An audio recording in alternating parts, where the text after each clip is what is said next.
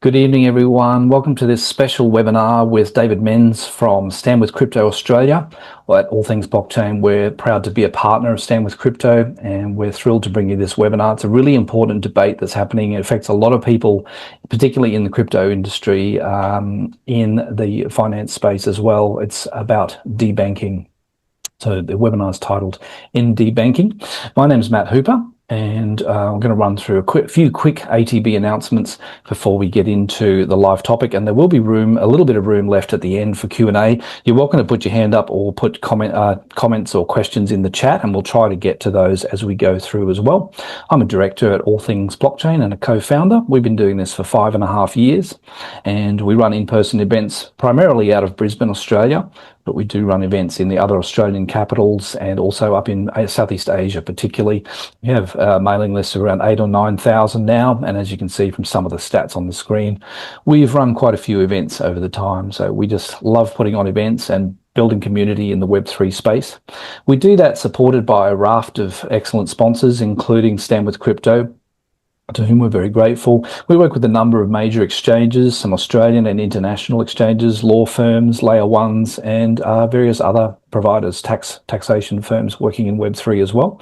Grateful to all of our sponsors. And we also love partnering up with some of the major conferences and other organizations around the world. Particular shout out to Philippine Blockchain Week, which is coming up. It's less than a month away now. I think it's 19 to 21 June up in Manila. And there's plenty of stuff going on. Also, I'll give a shout out in a minute to the Digital Economy Conference coming up in Sydney.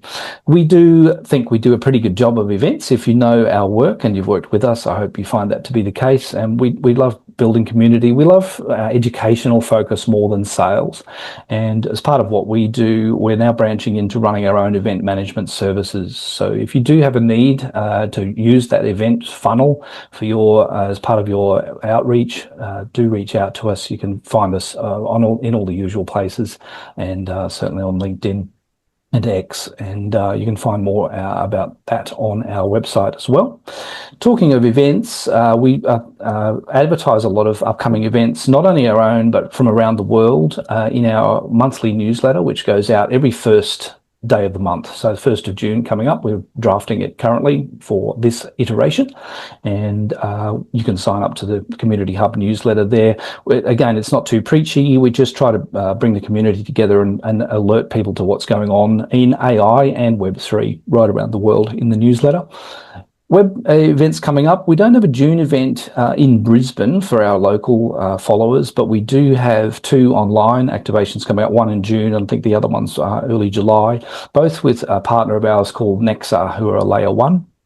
And they have some really interesting stuff going on under the hood. So if you're a little bit techie, they have some really good material coming up. You can find all of these on our Luma calendar, available via that QR code. Here's the shout out for the Digital Economy Conference. It's kind of crept up on us in a way. I know the organisers have been working very hard. They've got over 150 speakers, I believe, that they're pulling together. This is June 15 to 17 in Sydney, right in the CBD there. So that is always an annual highlight. Brisbane people, our next event, no, not in June, but in July, we're going to be working with Labris to bring you also something that will be technical. They usually have a technical talk, probably on Web3 and AI, because they are actually morphing some of their work into the AI sphere. And with that, I'm going to hand over to David Menz, who I'll ask to come to the floor. He's with us from Singapore tonight via cell phone. And David, good evening. Thanks, Matt. Thanks for having me. Yes. Take it away. Cheers. Thank you so much for the support from All Things Blockchain. It's been great partnering with you guys over the years. Really appreciate it. You're one of our first partners, held our sort of first Brisbane event as well. So thanks to you for all of the support. And in that first event that we had in Brisbane, one of the conversations that was sort of continually brought up to me by people in the audience when we were having drinks around the edges and chats afterwards was this topic of debanking. We always sort of knew that debanking is a bit of an issue for people who work in crypto in Australia, who access crypto as investments in Australia, and anyone who's trying to build a business adjacent to crypto in Australia. And so sort of coming off those conversations, I realized that it was something that Stand With Crypto really needed to put a little bit of effort into, to try and like change a little bit of the conversation in Australia from the sort of political side and get a little bit of action, which, requires the view of the government of the day, and for them to prioritize it as well. So we did a small debanking campaign, I think around about this time last year. We got a little bit of traction, and it started putting the conversation on the radar of a handful of politicians that were important. We actually saw coming out of that in multiple Senate estimates, Senator Bragg quizzing the government and Treasury on what have they done about debanking, because we did know that there were some recommendations that were passed down in 2023, and they haven't really been acted on. So fantastic, we got a little bit of traction. It sort of didn't really go anywhere. We had a big election last year. There was a huge sort of break in that all the way until August. And then obviously sort of resetting of government policies. But now that we're in this sort of second period of this new government, I thought, hey, why not? Let's give it another go, and try and do a little bit more and really provide some policy solutions, and try and work out how to do that. So we've had this debanking campaign been going for about a month now. We hit a good milestone, and we have a couple more actions. So yeah, would love to just sort of chat through that. But first, maybe we talk about Stand With Crypto in Australia.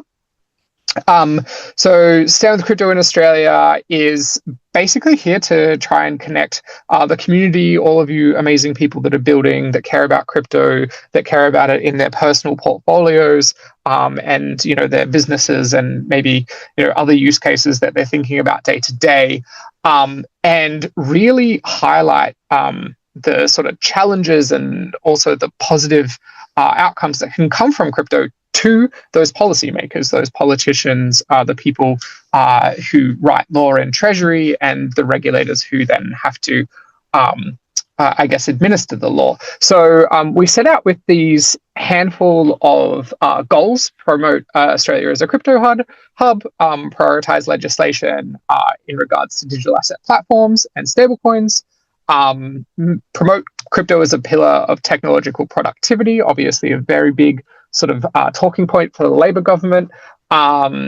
develop a cross-chain government strategy for blockchain, relatively similar to that third one, create a tokenization strategy for Australia. All of those things have now kind of linked together, interestingly, and explore a strategic Bitcoin reserve.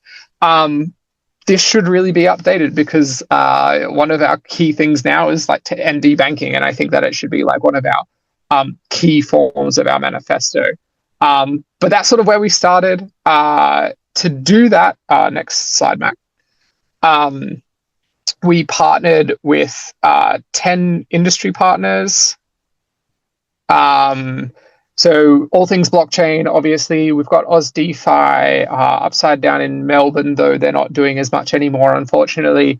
Our partners at Labris and Hashlock, Deca, all of the people that have supported us over the time. So it's been fantastic. We've done multiple events. We've done them at universities. We've done them, at all of your sort of local events, like All Things Blockchain in Brisbane. We did some in Perth, worked with Bamboo, and we now have 36,000 advocates. It might actually even be a little bit more than that today, but around that 36, 37,000 Australian advocates that have said, we care about crypto, and we want to hear when you're doing sort of campaigns so we can be involved. So that's seriously amazing. If you consider how big political parties are in Australia in terms of their memberships, this is well up there. This is as many as signed up to be Greens. So people seriously care about this, and now we're running this debanking campaign to try and use this platform for to create some change.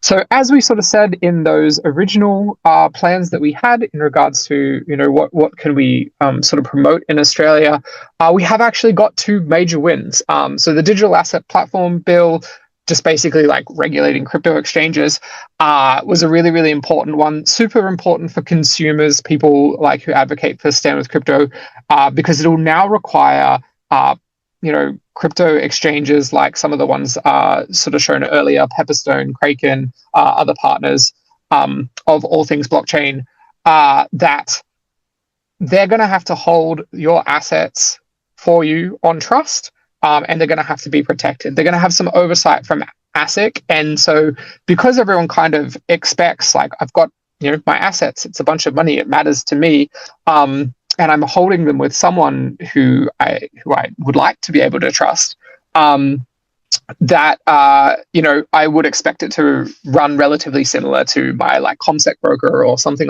along those lines, where I can be assured that those assets will be safe.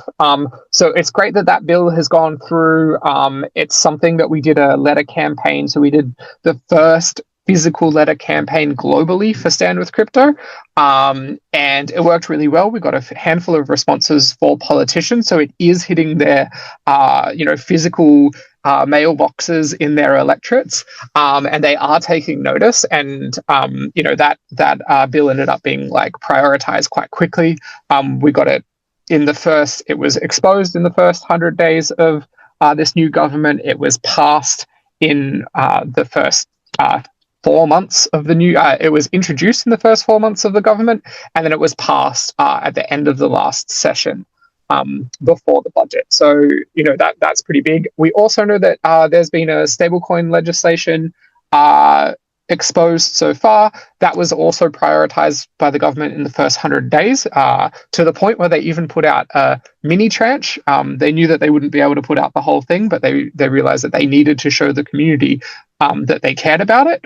So they put out here's like a small piece of the legislation that we're going to do, and we promise that you'll sort of follow up. So we are having some pretty big impacts there in terms of like how politicians think about our industry. If you think about all of the other things that are sort of happening in the world, to get prioritization in this parliament is quite difficult. So thank you all for all of the actions that you've sort of put in to make that a reality. And just on that, David, just in terms of framing the level of understanding down in Canberra, I know we've had a couple of offline chats about this. When the words crypto is mentioned, what just give us a bit of a framing of where, I suppose everybody's at a different part in their journey, but I imagine there are some still that there's still quite some education to be done. Yeah, I mean, it's a really interesting one. I think that when you think about like a handful of politicians, there's some that are really, really close to this. Both of these bills, they're very financially style bills. So if you think about the treasurer, you think about the assistant treasurer, you think about their counterparts on the other side. We've met with them, we've chatted with them. They definitely get it, and most of them see it as an opportunity.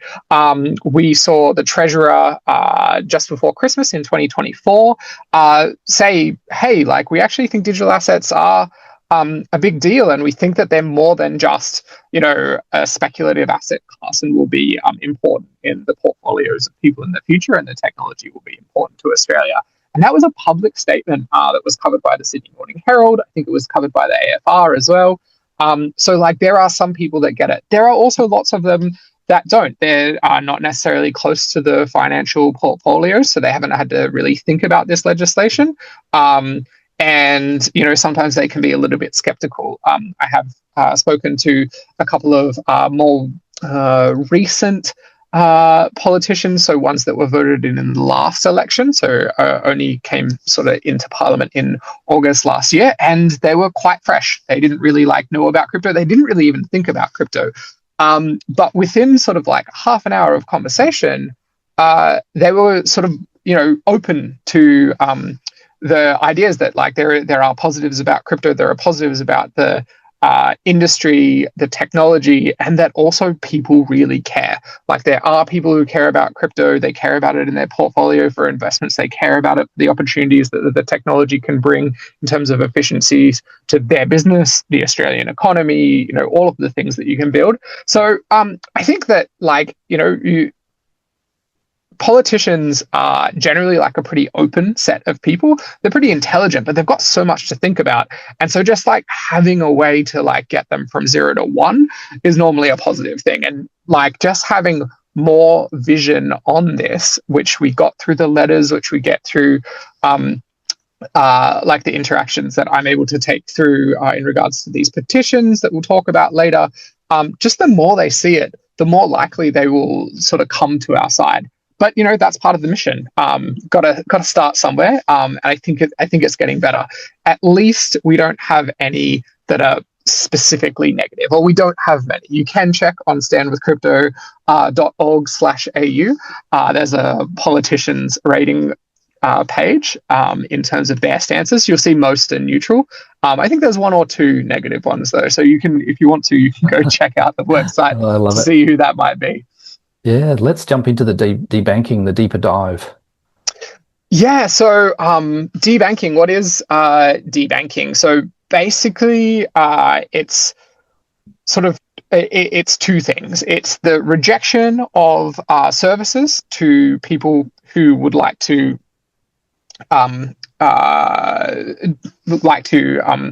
use those services. So can I get a bank account for my business, that is on anything? So I'm about to open a startup in Australia, and I need some banking because I need to be able to, pay my staff, pay myself, pay my bills, pay my invoices, and also take in payments from, the services that I'm providing for the people that have chosen to purchase them off me. And we have found that both, like, it's not only in crypto, it's also like in the startup space in general, especially when shifted a little bit more to the fintech side of things, that attaining these services can be quite difficult for people. You can just get flat no's, you can get ignored applications, you can get your bank account opened and then you start transacting and they send you a letter saying, oh, actually, we don't think that you fit in our risk profile, without telling you very much about that.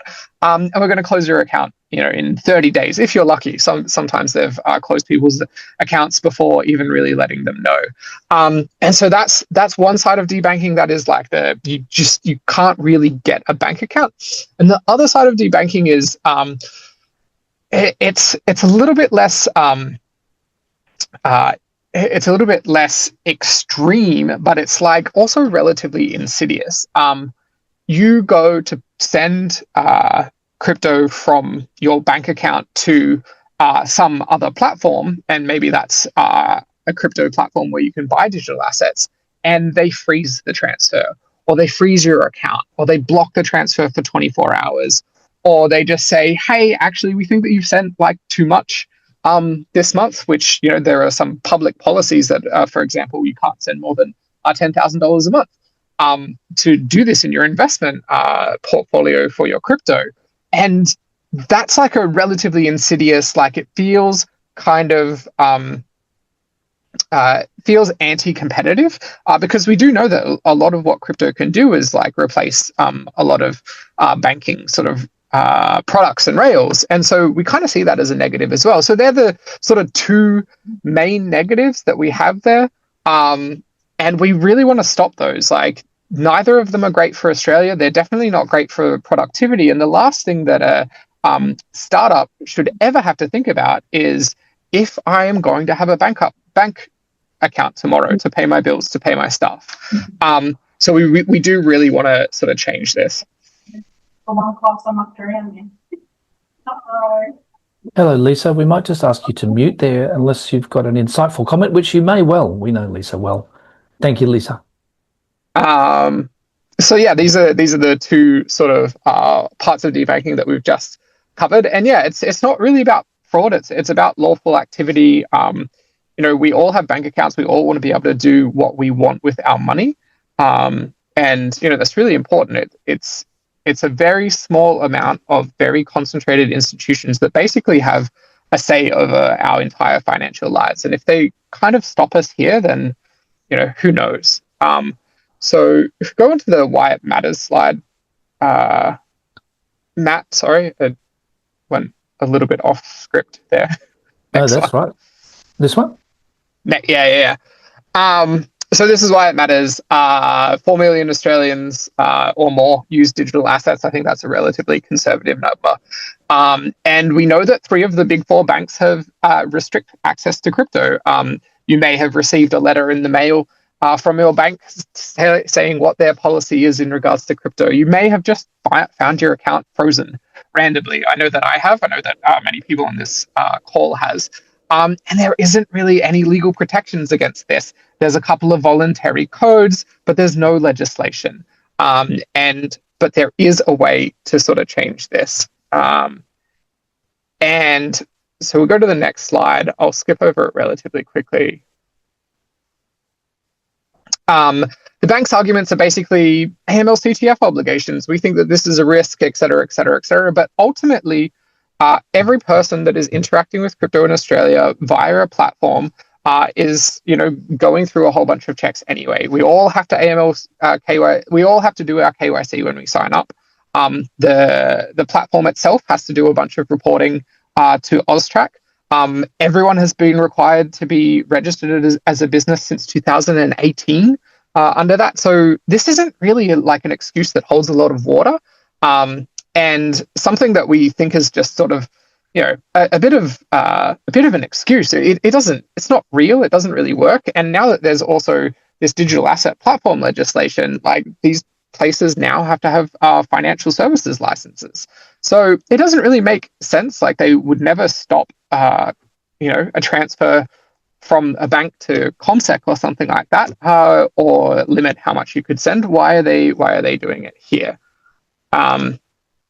So our plan on debanking is a 3-phased approach. Matt, next slide.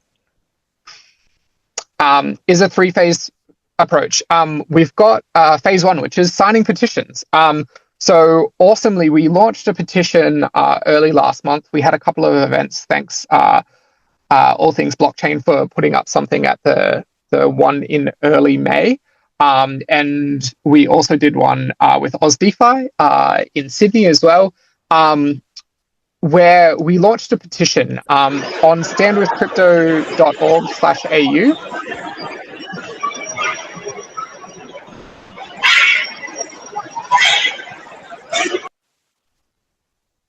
On standwithcrypto.org.au, there is a petition. We've got over 5,000 signatures already, which is fantastic. And the idea is to say, hey, policymakers, Treasury, government, please create some action on this. We've got 3 basic asks here. A, that there should be legislations against blanket policies about transfers. B, they should basically stop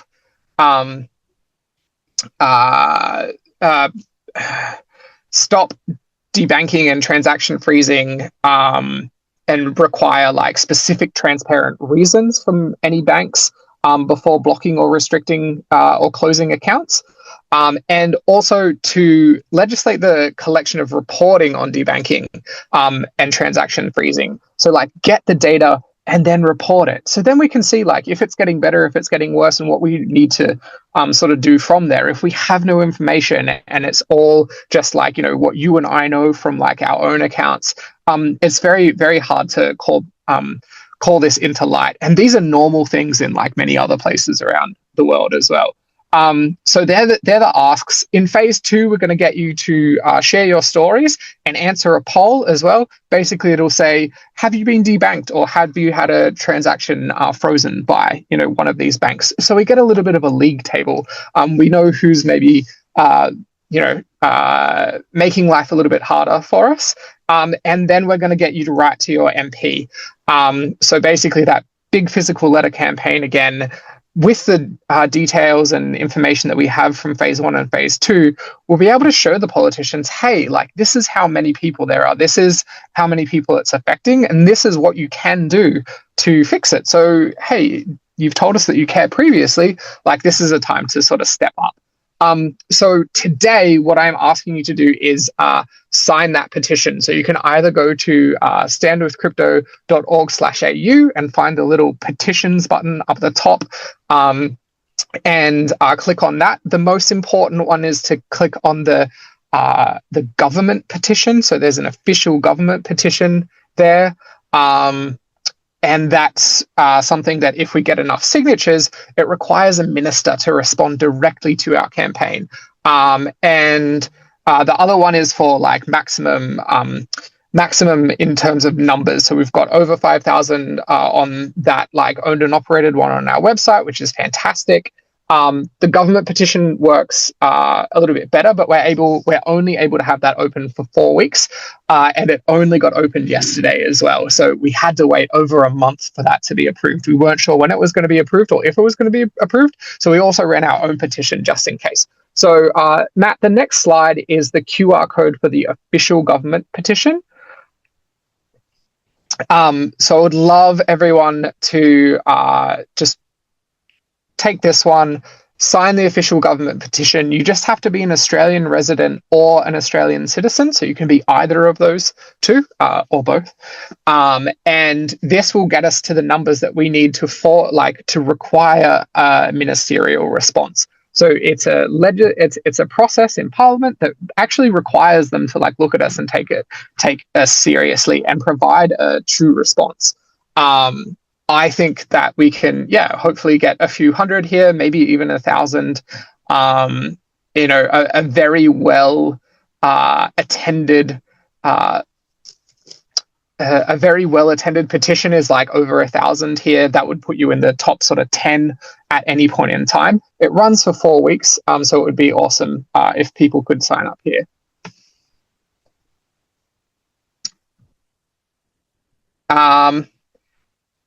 And these are like the productivity, like the case. If we have clear platform rules, so the digital asset platforms, if we have a stablecoin regime that allows us to do like payments and all sorts of things in Australia, we need to end debanking. If we have the first two in place, that's fantastic. We're set up for growth, but then we need people to be able to build the businesses and use the assets and transfer things around.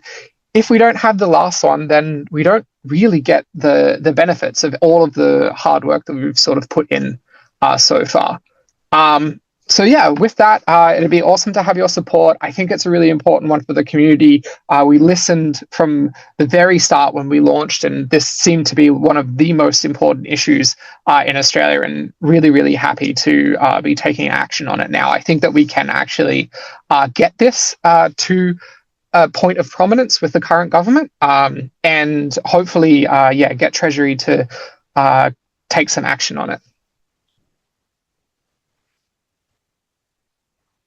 That's all that I have, Matt.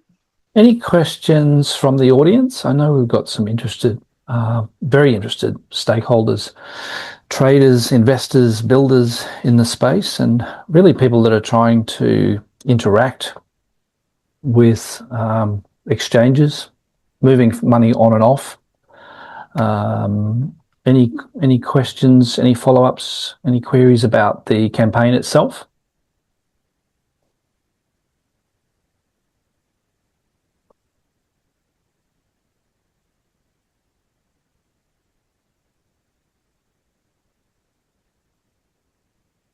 No? Well, hopefully it's been relatively self-explanatory. Basically, sign the petition. Please join up on the website so you see our next couple of phases as well. We don't really send many emails. We might send like 3 to 5 emails a year, if that. I actually don't think that we've sent 3 to 5 emails as yet. So basically, like every now and then, we'll be trying to do a high impact campaign. We do actually want to get change. This isn't just a campaign for a campaign's sake. It's a campaign with a clear goal, a clear way that we can achieve that goal, and specific policy recommendations to the government to make their lives easy as well, to show them, hey, actually, we've already got like a handful of steps to go through. It's happened in other jurisdictions already. You've got a bunch of recommendations that have been provided to you previously.